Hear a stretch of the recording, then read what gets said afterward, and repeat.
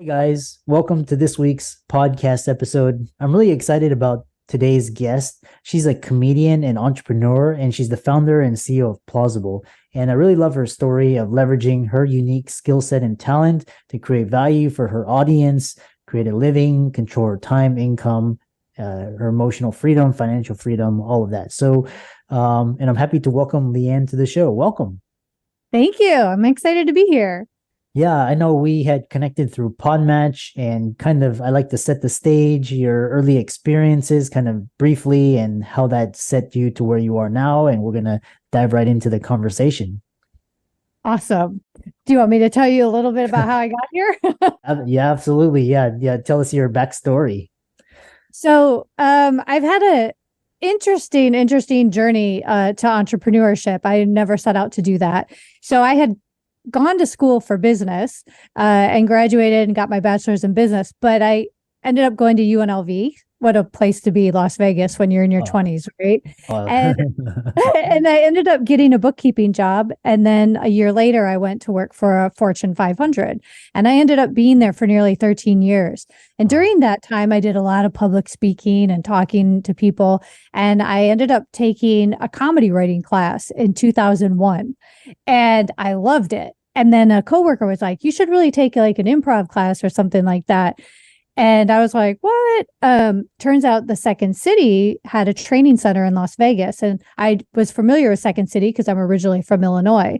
And so I signed up for a class, loved it, fell in love with the whole improv comedy thing. I'm like, I'm going to take all of the classes, here, take all my money.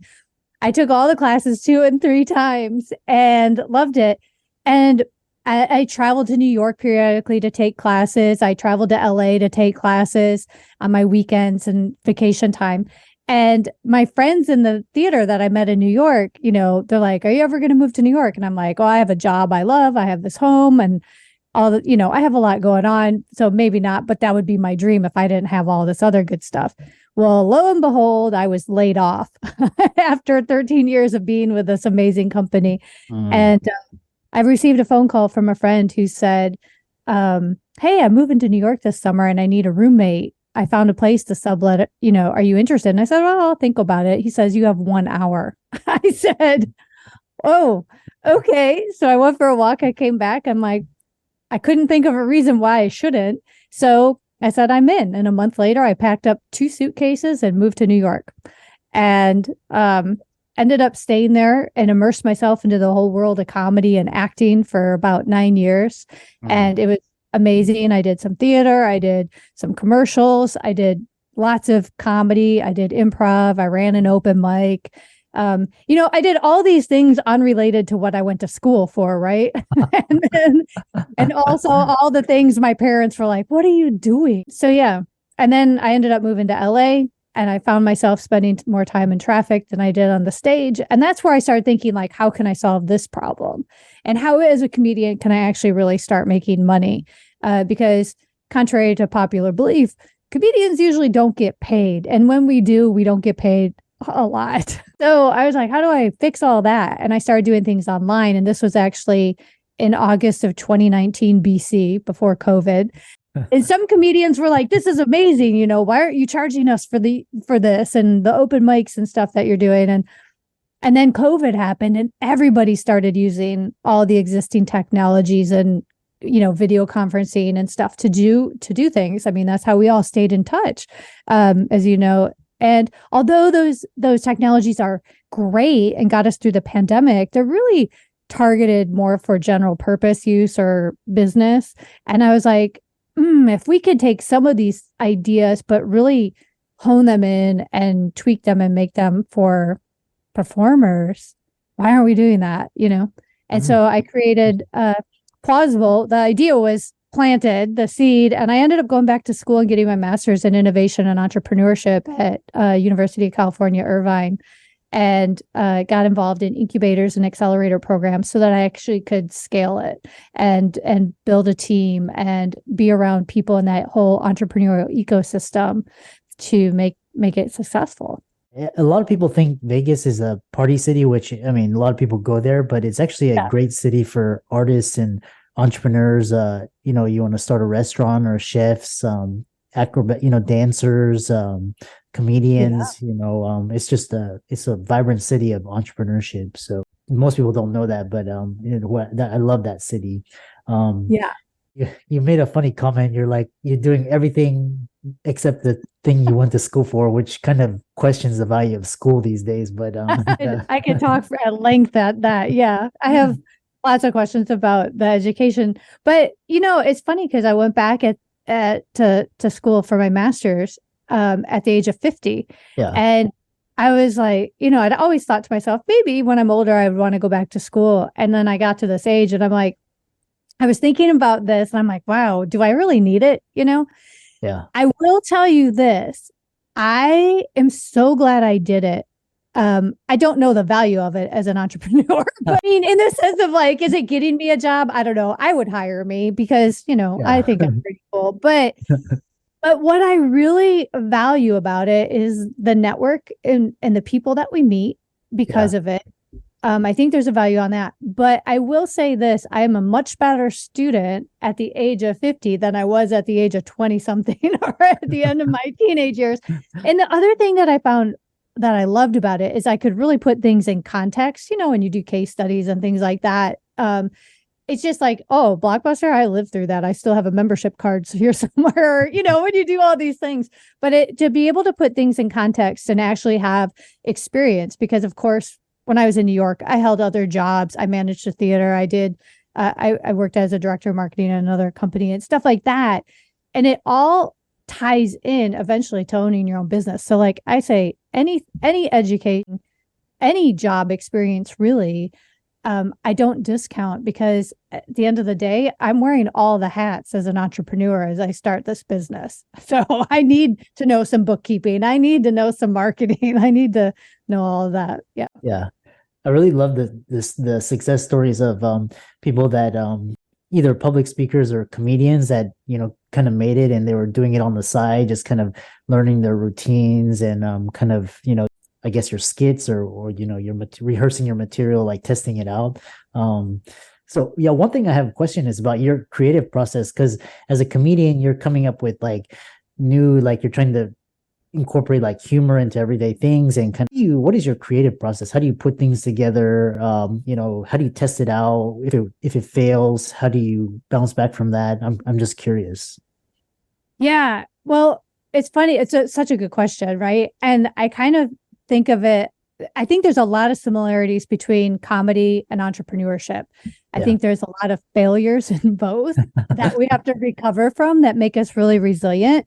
And with comedy, for me, it's an expectation. I mean, not every joke I think of is going to land. In fact, most don't. I like to write a joke. And this is, I could go on for days about this, but okay. So my writing process, let's break it down. My writing process, I find that I can, but it's really challenging to just sit down and be like, I'm going to write jokes, unless I have it in a habit. Like when I was writing my one-woman show, I had a daily writing habit where I'd write for 4 hours a day. Wow. In the morning, I'd block out these chunks of time, and that like I would go to a coffee shop down the street in New York and I would sit there for hours. I don't know if they appreciated that, but that's what I did. And I did that for like a year, and I did it all the time. And in writing a joke, I just have to like stream of conscious, let things come out. And, sometimes we think we live an experience, like when we think our friends are funny and they tell a story of something happened, they're like, they're so funny. But if I put them on stage, they're probably not that funny, because it's a different, I'm paying $25 and 2-drink minimum. Do I think you're funny as you would be in my living room if I knew you? Probably not. Because sometimes there's storytelling and sometimes there's joke telling, and there's a difference. And so like when I start or when I'm writing a show, I might write the truth of like a situation that happened, but then I have to go back and I have to edit it over and over and over. And I have to, kill my darlings, things that I think are great or something, but have no place in the joke or make no sense, or maybe doesn't make sense right now. And I have to set them aside. So I have to get really economical with my words, because if I take too long to get there, I've lost the audience. People are getting up to go get a drink or go to the bathroom or check their phone. I have to have a laugh every so many seconds in a set or I lose people. And so there's a lot of rewriting, there's a lot of editing. And then often when I write, for me, I don't write in the way I speak. Like if you ever translate, a conversation with somebody, on, one of those translation services after a podcast, you're like, what kind of word salad is coming out of our mouths? Yet it seems to flow so easily when we talk in conversation. But to read it is garbage, because we don't speak like we read and we don't read like we speak. So when I write jokes, I then have to do a lot of open mic work and go to open mics and say those jokes aloud and hear how they sound. Because right off the paper, if I read a joke, it's probably not very good. I have to, there's nuances, there's cadence and timing and enunciation and emphasis and all these different things that go into play of delivering the joke. And so I may have written a joke that's workable, but I have to tweak it and play with it, and body language and facial expression, all that play into it. And it's just a constant, evolution. So it's kind of like a new business for me, like in building Plauzzable. I have a plan and then I have a budget and then I have to see like how those things match up. And then I also have my users. So what in my mind is brilliant or a great idea, my users are like, what? I don't even know what you're doing right now. How do I use this? And then I have to go back and, it's user experience, and a joke is similar to UX. Like, is my audience getting it? Do they understand it? Are they laughing at the right place? Or are they just like, off, in another, missing the point entirely? It's very similar to that. So it's definitely a process. Comedians who get really good is because they're writing a lot and they're getting into their open mics and practicing. I think any art form, even doing my one woman show and writing that, it wasn't all stand up or anything. It was me playing characters.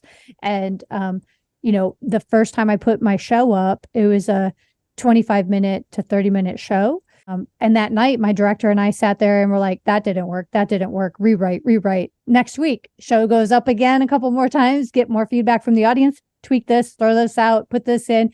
And then a year later, my show is now 55 minutes, and it's more polished and where I want it to be. So I don't know, it's never necessarily perfect. It's ongoing. It's a whole feedback cycle based on different people. And that was my very long answer. No, actually, I love it because I love talking to creatives such as yourself, because you actually get a lot of insight from the creative process. Because I was listening to this podcast the other day about Steve Martin, and when he was first starting out, he was just horrible, but he was doing what you were doing, just kind of refining and just kind of practicing it, seeing what the response was. And you alluded to entrepreneurship, which is really interesting because before the internet, startups, it was really hard. You had to like raise venture capital or angel investing. And, basically in startup entrepreneurship, it's you have to increase your execution rate or your iteration rate. So you basically each execution, you have to do it faster and faster. And same thing with public speaking. Before, like, you had to like fly and you had to go here and there, drive in your car and practice. But now with after COVID or BC or after COVID, now you can get on Zoom, you can get on lives, you can practice the whole day, and that way your material gets better and better. I'm wondering if there's an equivalent to that in comedy, because you mentioned like open mics, but I'm just wondering if there's like you could reiterate your creative process much faster, if you have any insights into that. You mean online? Yeah, because like, go ahead. Okay, so my company Plauzzable is exactly that. So it's a way to kind of level the playing field and making it more accessible to people and more easier for comedians to get their stage time. So to your point, I don't by any means intend to replace in person, because there's a magic to in person. I think there's just a humanity to in person that can't be replicated. And I don't want to do that. But there is a bridge, like what about the in-betweens? What about people who don't have the luxury like I did of being laid off and then, not having family or obligation that I can just take 2 suitcases and move to New York City or LA, right? Not everybody can do that. So there's what I did is I created Plauzzable, which basically, if you think about like right now, you and I are talking on like a Zoom, right? But so you're familiar with this. On Plauzzable, we use all of our own technology that we customized for entertainment purposes. So when you log into Plauzzable as a comedian, you get the scheduling tools, the calendar, you get to put in your show descriptions or your open mic or whatever it is, and you get to post it within Plauzzable on our like marketplace for think about it like Etsy. Etsy has sellers and people shopping. On Plauzzable, you have comedians and you have comedy fans. So as a comedy fan, you could go through and look through all the show listings.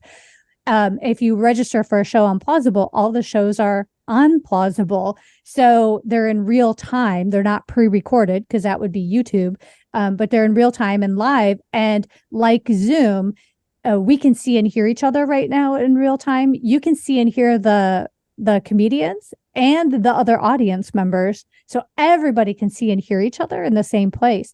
But what's important about this is that as comedians, I need to know if you're laughing right now. Like I can't do audio delays. I can't, wait until you like it on social. Like that just is like, what? Did you really watch it? Or were you, so like hearing you laugh right now is valuable to me as a comedian. Like that's huge. That's what I need to know. Is my joke working? And to see you. So even if you have your audio off, I can see the visual response, right? And also not everybody laughs out loud. So, news alert, so it's important to have those key factors play into performing. So even though I'm not in person in a club, I'm here, in my home venue, if you will, and I can perform. This is my stage. Like if I were doing any on-camera work for TV or anything, I just change what my stage is and I can still perform and have a live audience. And at the end of the show, as everybody logs out and the show ends, they are prompted to rate and review each performer in the show. So instead of, if you go to a local club, you go on Yelp, but you're rating and reviewing the club, because comedians are just traveling through town. But here you're rating and giving feedback to the actual performer, and then they get their star ratings and they move up the charts on the, comedian directory, and you can sort by, newest that just signed up to the first person that signed up, their popularity, who's trending. You can sort by what kind of comedy people do. Do they, maybe nobody wants to hear about politics these days as we go into an election year. I just want to hear about relationships. You can go through and see which comedians just talk, about those things, and kind of sort through and filter that way to your personal preferences. So there's a way now that the control is basically, kind of going back to where we started with your initial question. My platform gives the control to the comedians rather than to the venues. Because if I want to go do it at a venue, when I ran a mic in New York for 7.5 years, I would have to go find the venue, find out what night works for them, make that, do that. But on Plauzzable, any comedian can go on here and be like, I'm going to do a mic tonight. I'm going to do a mic tomorrow. I'm going to do every Sunday. I'm going to do this. And they do it. They can either do it for free. They can set their own ticket prices. They make the majority of the money off their ticket revenue, which like in a club, they usually don't do a split at the door unless you're a very well-known name, but you get a flat fee, or if you're a guest spot or no TV credits or something, you're basically, oftentimes you have to barter for that and go out and bring paying customers in. And for every paying customer, you get 1 minute of stage time, or you could maybe get some fries and a burger or something afterward. So this kind of puts a control that no matter it, you don't have to have a minimum number of followers. Like on YouTube, you have to have followers before you can get ad revenue. You can sell one ticket and you're making the majority of the money. Yeah. And it sounds like what you're doing is you're scaling creative talent and you're creating a marketplace for that. Much like an Airbnb or Uber, except you're just is comedic talent. Sounds like and then you're making it democratized. So it's like, yeah, I don't have to know the club owner. I can just go to Ontario and I can start rehearsing and get better and better. And it kind of reminds me of the online poker, because like you would have to go to Vegas or these places, Atlantic City to, get experience. But with online poker, you just reiterate very quickly. And then that way your level of skill, dramatically increased. Yeah. Really interesting. And then one thing that is interesting is so you talked about technology, and one thing that's kind of on the horizon, I'm not sure if it's gonna touch comedy yet, but there's artificial intelligence, there's the metaverse, there's Web3. How do you envision future of live comedy shows in person or online, and virtual live entertainment? Where do you see the future in this question? Yeah. So I love this question. I think there are a lot of possibilities, and I see that I don't think in person is ever going away, because, it's just a human connection. I do think that there are, and especially since COVID, and I appreciate COVID for the fact that people who may not otherwise got tech skills online have them, and now have more of a comfort level and familiarity with new technology, more willingness to try new technology. So I do see that happening. We already see changes in the streaming services and how they're going about releasing movies, and whoever thought a movie theater wouldn't be open, right? Like that's a huge change. And I think we're going to see more people. There's a convenience to being online. And I also, when it comes to the metaverse, I'm fascinated by the metaverse. I have my Oculus. I go in there, I check things out. It's funny because everybody in there is walking around with their head tilted, looking at their wrist, because nobody knows what they're doing. But I think it's a possibility for sure, because it already exists. People are doing it. But as we've seen, VR has been around for a very long time. It's had a very slow growth trajectory as people have worked through it. I think now what my feeling is it's there's some barriers. There's some economic barriers because it's expensive to buy the equipment. Mm-hmm. And not everybody can do that. And I think there's also some it's high friction right now. So when I watch users online, as much as people have gotten familiar with stuff over COVID, it's amazing, like how many people don't know what a browser is, or, I'm serious, or like what my password, and it's typos, and we still have a ways to go. And so I think the things that are lower friction are going to move along much quicker. And even people who are tech savvy, and even younger generations who grew up with tech, I find like they have less, and this is a generalization, so forgive me for that, but I see that my experience has been less patience and willingness to problem solve, but higher expectations of like, this should just happen. And then you have people like a little bit older, like I didn't always have tech. I didn't have my first cell phone till I was 30, and I had to get up and change the TV channel. But there's a different level of problem solving willingness in order to figure things out, where some people are like, it should just be one click. I get it. I'm with you, but that's not always how it works. Yeah. That's Gen Z. Gen Zs are like, it should just be like one swipe, and that's like the goal. Yeah. So kind of ending it out, COVID-19 forced a shift. You talked about tech. There's always like new tech is always like a learning curve. I'm always playing around, experimenting, and then kind of learning it, and then thinking like, how do I apply it? Like, can I do this to a video or a podcast? Or so how's this shift influenced the way you approach your craft?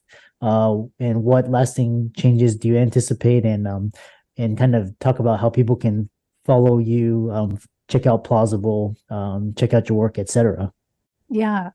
How has it changed my path? I never leave my desk. Like my body is now permanently shaped like an IKEA chair. That's how it's changed my life. Or like, well, I've done a couple like in-person public speaking things, but I typically do all of my stuff online right now, but that's because my primary focus is Plauzzable.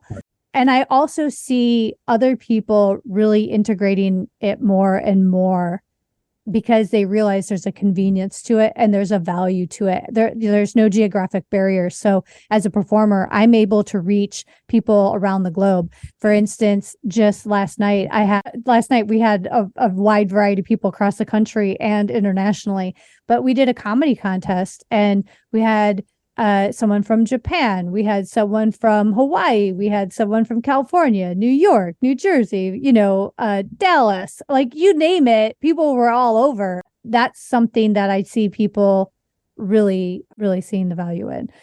With that, people can find me obviously on Plauzzable, and that's Plauzzable, because someone bought all the domains.